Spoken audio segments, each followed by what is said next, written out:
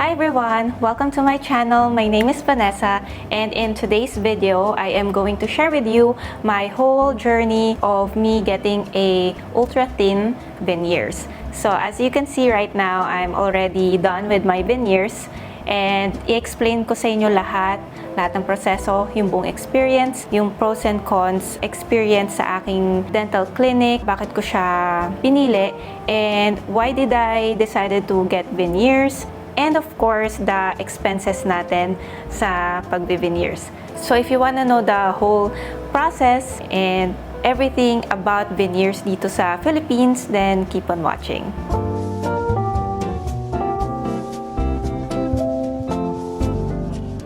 First question, bakit ko ba gusto magpa-veneers? My answer is because I wanted to improve the look of my teeth, especially yung front teeth ko.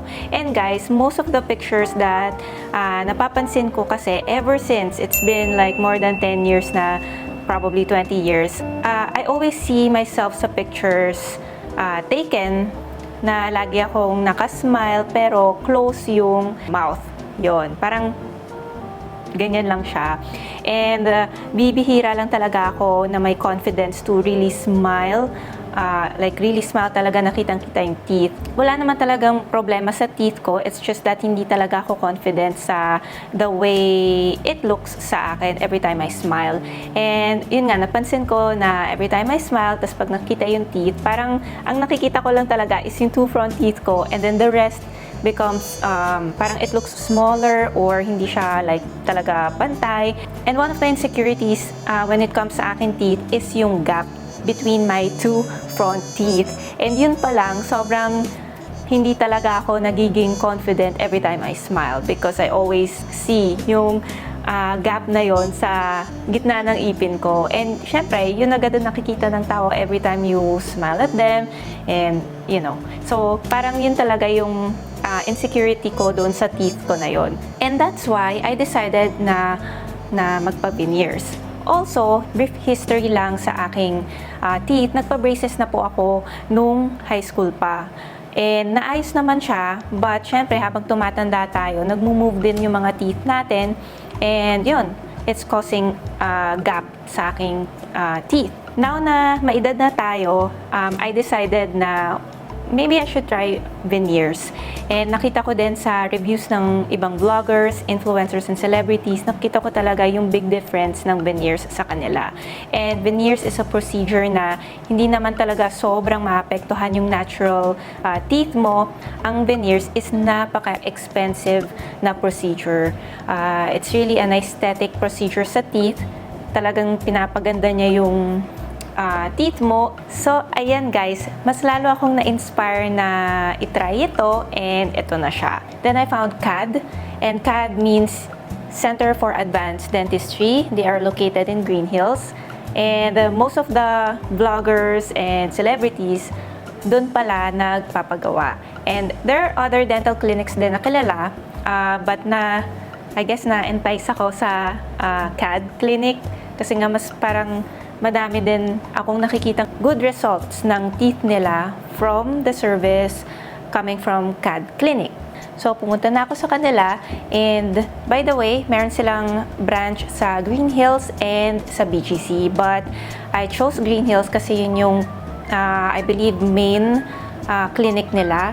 But you can also try yung kanilang BGC branch. So, I went to Green Hills, and there you go. Doon na nag-start ang ating journey sa ating pagbe-veneers. I'm just gonna show you some of the clips from start to finish ng aking veneers journey. So, here it is.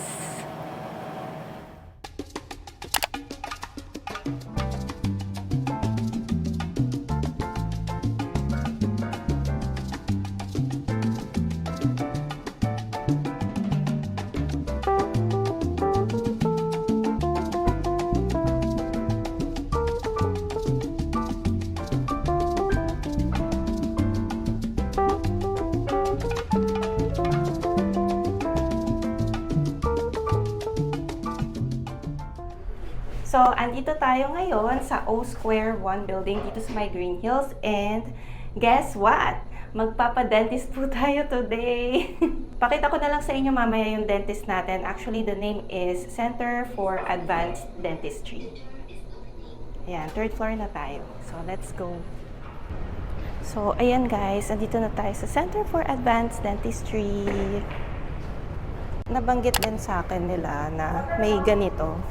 Ano yan? Every visit, every appointment. Ayan. So, every appointment may ganito tayo.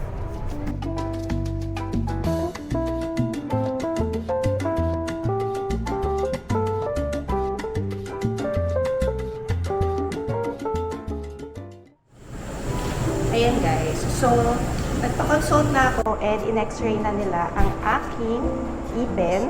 After this consultation, malalaman natin kung ano-ano yung mga procedure na gagawin. Initial procedure sa bago tayo magpa-veneers. So, ayan guys, mag-veneers na tayo today. Nakuha ko na yung consultation and assessment and everything. So, dapat mga 8 na tooth ang kailangan i-veneers sa akin. And it also depends sa pag-smile ko din. And mas maigi yun kaysa yung 6 lang kasi magiging awkward yung itsura niya kapag 6 lang yung ipapa-veneers natin. So, 8 guys. And mamaya sasabihin ko sa inyo yung presyo niya. So, ayun guys, magsisimula na tayo today. Your gum contour and scaling. Gum contour and deep scaling. Okay, 2 separate. Tentative ko is July 15. Okay. Most likely okay ako dyan. Yung gum contour, that's 1 week healing time before we do your tooth preparation for your veneer. Okay, 1 Kasi week. para mag-heal pa yung gums mo. And we will know where to shave. By then, meron na akong temporary, or wala pa. Yeah, may temporary ka na for that. Pero it will look like your teeth now. Okay. Kasi yung iba, nag-expect na, it will look like yung veneers na. Pero hindi it's pa. just your, So, talagang whole process siya Yeah. for the veneers. Okay. Parang perfect. Okay, perfect smile. Ayun, sige, thank you. So, today, tapos na ako. Yes. So, July 15 is the next visit. Okay, sounds good. Thank you.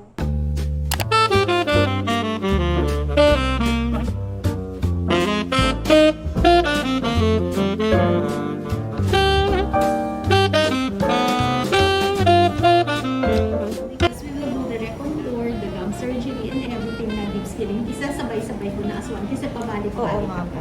So Gusto that ko will po be yun. that will be the treatment plan because when you smile, that's why immediately I ask you na believe in that. Ito kaya rin siya mababa because it's simple. Kaya we will really have to papantayin natin pag-aas na siya. Para when you smile, you'll have to really come and do the cleaning. Remember, ang veneers crowns. Yung totoong ipin nga nagkaka-gingivitis. Siyempre, din that's still foreign. That's still foreign. So you'll have to do your part. Yung basic cleaning, tsaka no toothpick. Ayan, you're taking a video, no toothpick. Oo nga po eh. It's a note for myself in the future. Yeah, no toothpick. Advice. You don't poke on any of the in-betweens. So, today guys, tayo, deep cleaning and gum contour. And iti-treat na Danilo yung aking gums dahil nagbi-bleed siya guys. So, iti-treat niya yon and hopefully maging okay siya by the time na ikabit yung veneers natin. Kasi importante talagang ma-fix muna yung gum problem natin before we attach the veneers. So, yan. And syempre, madami na ding build up sa ipin natin. So, kailangan natin tanggalin muna yon. Talagang malinis na malinis before ikabit yung veneers. So, yeah.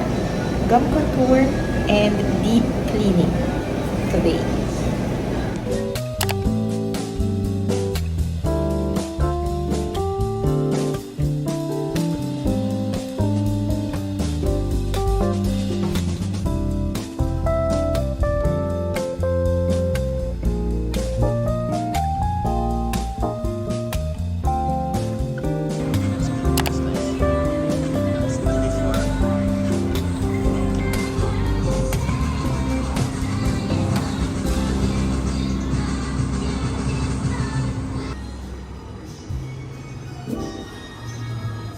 Doc,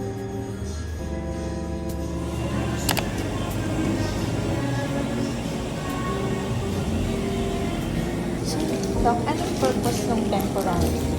For temporary, para your teeth won't be sensitive.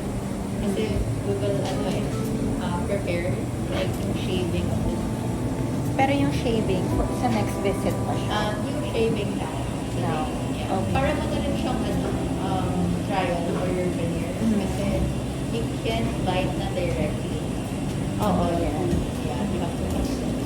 Pero, I can back eat part regular. naman pwede. Pwede. Basta wag lang direct. Okay. Gusto ko makita yung progress niya talaga. Before and after. Oo. Pero, after itong recover, gumanda na rin eh.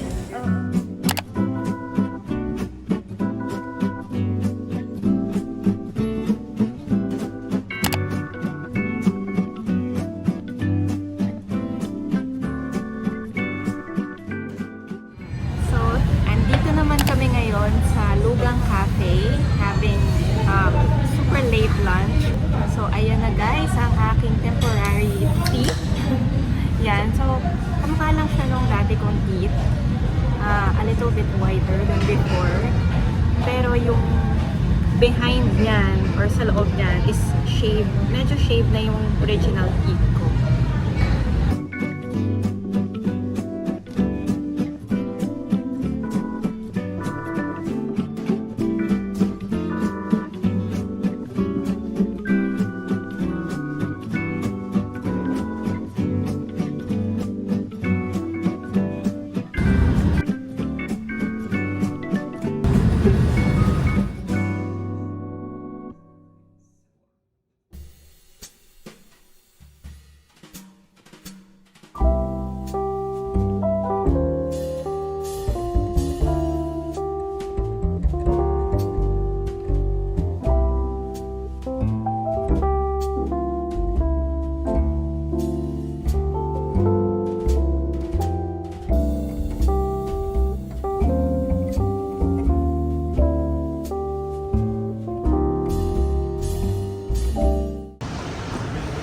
We're back dito sa Green Hills because I'm gonna have my last veneer appointment. So, tingnan natin siya mamaya.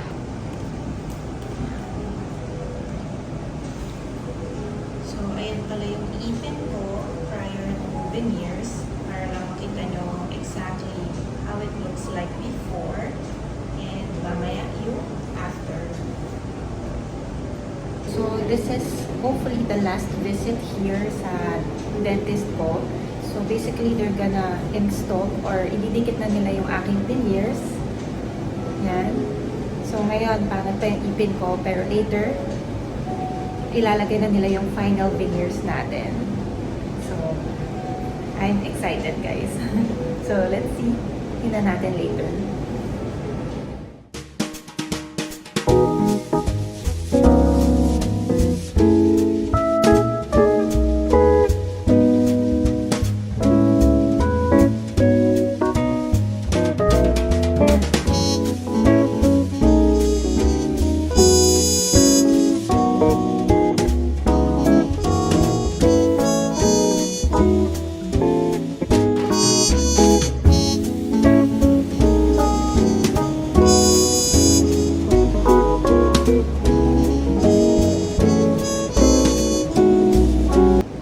So, ayan na guys. Ayan.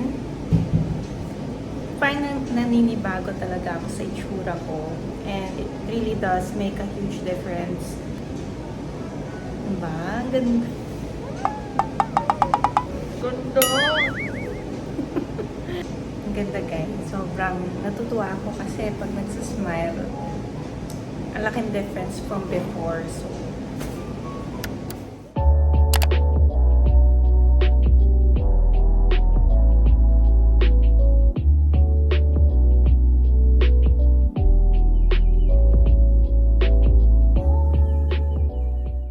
So, that's it guys. Ayan, kita nyo na naman ang final result. 'Di ba? Ang ganda na ng ating ngiti. And I am very happy talaga with the result kasi kita nyo naman sa pictures, 'di ba? Malaki yung difference. And let's talk about yung yung feel ng veneers sa akin right now. I'm still trying to get used to it, to be honest. Hindi pa rin talaga ako sanay na ang bongga ng teeth ko ngayon. I'm actually comfortable in speaking, pronunciation ng mga letters, words, mga ganon. So overall naman, yung look niya and everything, I'm super contented kasi mukha pa rin siyang parang natural tooth ko na buo na. Let's discuss naman yung buong process. Okay, first is the experience. So, nung day 1, nagpunta tayo sa CAD clinic and every time you go to their clinic, kailangan mo magbayad ng swab test and that is 800 pesos per person. Sa consultation naman guys, very detailed sila and they take time to explain to you kung ano yung kailangan nyo malaman sa procedure na gusto nyong kunin. And in my case, it is the ultra-thin veneers and in-explain nila sa akin kung ilang tooth ang kailangang gawing veneers. Before, nagpa-consult ako sa ibang dentista, sabi nila 6, pero dito kay CAD, they recommend na 8 pieces of tooth ang kailangan i-veneers. Kasi nga naman, hindi maganda tingnan kung 6 lang, parang bitin. So, kailangan 8. And this is case-to-case basis, guys ha. Yung case ko, it could be different from your case or to other people's case. Based nga dun sa examination nila sa akin, kailangan ko ng gum recontour, deep cleaning, mga ganon. So, first day pa lang, nagbayad na tayo ng down payment, which is like half or 50% of my total. And sabi nga sa akin, ang aking ultra-thin veneers will cost 22,000 per tooth. So, nag-down payment na tayo on the first day ng 50%. And the 50% na binayaran ko is nasa around 98,000 pesos. Ang bigat, 'di ba? And that's only 50%. Included doon yung mga tooth examination ko, which is yung oral prophylaxis. Kasama na doon yung 22,000 per tooth natin. Yung pinaka-biggest, I guess, charge nila is if you pay a credit card, they will charge you 5% of your bill. Dahil nagbayad po ako ng credit card at merong additional 5% fee. To my case kasi, I don't wanna pay cash. So, day 2 naman, which is my second appointment. So, nagpa-gum recontour tayo and nag-deep scaling, which is advised by the doctor before we proceed sa veneers. So, yung gum recontour, guys, as the word says, recontour, yung gums ko, guys, lalo na dito sa side na to, babawasan nila yung gums ko. Hindi naman sobrang malaking amount, but enough for the veneers to fit. And maganda siya for me, I realized, kasi parang yung natural teeth ko at that time, parang mas nakita ko because of that procedure, yung gum recontour. Parang tumaas yung gums ko ng konti and then dun ko mas nakita yung bawat tooth ko. Parang ganon, if that makes sense. So, maganda siya, yung gum recontour. And I think it's part of the process when you're getting veneers. Next procedure naman is yung deep scaling. And deep scaling kasi, it's like same as deep cleaning. Siyempre, kung bago papasukan niya ng diba, ng veneers mo, kailangan talaga malinis ang inyong teeth. Kasi meron din diyang mga pockets, lalo na sa gums natin, nalulusot yung food. So, diba, kailangan linisin talaga bago tayo mag-proceed sa final veneers. So, niready niya na yung gums mo para hindi siya inflamed during the procedure. And is it painful yung gum recontour? Sobrang magaan yung kamay nila. I'm so happy with the service kasi talagang wala akong naramdaman na pain. They always ask me, okay ka lang ba? Wala ka bang nararamdaman na pain? Hindi ba nangingilo? Mga ganon. So on that day, meron din tayong binayad. This is an extra charge, yung gum recontour and deep scaling, and we paid around 47,000 pesos. for my third appointment, guys, finally, sobrang happy na ako, guys, kasi parang malapit na tayo matapos sa ating journey. On my third appointment, eto na guys, malapit na. As in, sobrang excited na ako kasi palapit na ang ating final journey sa veneers. So, this is the day they're gonna actually shave your tooth na. And in my case, since ang ultra-thin veneers naman, hindi kailangan ng shark tooth. And I think hindi na talaga ginagawa ng mga dental clinics yun ngayon. Ayaw na nilang i-shave masyado yung natural tooth mo into looking like a shark tooth.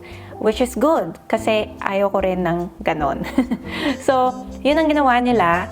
And of course, hindi naman tayo pwedeng lumabas ng clinic ng shave ang ating mga tooth, diba? So, they put this temporaries. Ito yung parang tinatawag nila na fitting. So, meron silang parang very thin layer of tooth cement na fino-form nila like your natural tooth para din makover yung shaved tooth mo, if that makes sense. Para siyang mga coverings lang, 'di ba, na nilalagay nila, and para ma-feel mo din how it feels when you have your veneers, yung actual veneers. I-wear mo siya for like a week while they're doing yung actual veneers mo sa kanilang lab. So, kailangan mo talagang mag-wait for a week bago nila i-attach yung veneers mo. And kailangan mo lang mag-ingat talagang kumain ng mga matitigas. Actually, huwag ka na kumain ng matigas. Kailangan ngumuya ka medyo sa likod para hindi masira yung temporary tooth coverings mo. Now, here is my fourth visit. Sa aking fourth visit, guys, ayan na. Ready na ang aking ipin. Ready na ang aking veneers fresh from their lab. So, ayun. Tinanggal na nila yung aking mga temporary coverings. Unti-unti na nilang kinakabit yung actual ultra-thin veneers na galing pa sa kanilang lab. 'Di ba? So, kinabit yan. Syempre, sasabihin muna nila sa'yo kung okay yung fitting, comfortable ka ba sa veneers na yun. And kung hindi, magwe-wait ka ulit guys ng another week para i-adjust nila yung shape or yung size ng veneers mo. And for me naman, comfortable na ako nun at that time, kaya go na tayo guys. And eto na siya. Yan. So, yan ang resulta. Ganun lang kadali. And also, in that day, same day, since okay na tayo sa ating veneers, binayaran ko na ng full ang aking pending balance. Parang ganon. So, yun ang aking journey guys. And, yan. So, comment below kung ano masasabi nyo sa ating veneers journey. Okay ba siya? Are you guys inspired to also do the same thing? Or do you still need time to think about it?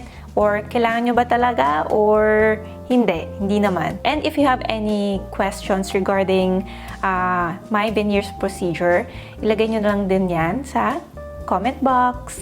I really recommend CAD Clinic kasi they've been doing dental services for many years now, and kilala na siya ng mga celebrities, ng mga influencers. So that means very credible sila when it comes to their dental services. And hindi lang iisang kanilang dentist doon, madami sila. When it comes to the hygiene ng clinic, sobrang top notch. As in, malinis na malinis ang kanilang clinic. Lahat ng mga dentist doon, mababait guys. Wala akong masabi. As in, very patient sila sa kanilang patient.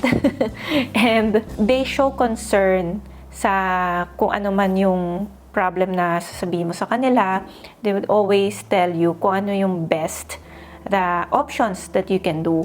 Hindi naman nila nire-require sa'yo na kailangan mong gawin yan, hindi pwedeng hindi. It's really still up to you kung gusto mong gawin yung mga sinasuggest nila sa'yo. Hindi ka naman nila pinipressure. Didiscuss ko naman sa inyo kung ano yung medyo hindi ko masyado gusto sa buong journey na to. First is, kailangan talagang magbayad or mag-undergo sa swab testing. And ito yung every time I go sa aking appointment, I have to pay 800 pesos for the swab test. I guess, kailangan naman siya talaga for safety of everybody.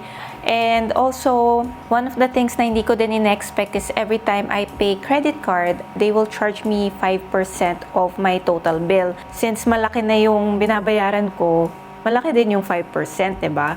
So, yun lang yung you probably need to look forward to if you are interested to go to that dental clinic. And siguro, yung mga ibang tao, they pay cash to avoid the 5% fee if you're paying credit card. Pwede naman yon kung mahilig kayo mag-pay ng cash. Pero sa aking case kasi, hindi ko talaga gusto mag-pay ng cash, lalo na kapag malaking value na siya. Yung 100,000, mga ganon. I don't wanna bring cash talaga in my purse. So, yun lang naman ang aking comment. But, other than that, I would still recommend CAD Clinic for people who's looking to get veneers and other dental services, not just veneers. Kasi sa service pa lang nila and sa aking experience, they're on top talaga. The big question is, how much ang aking nagastos sa aking pag-veneers?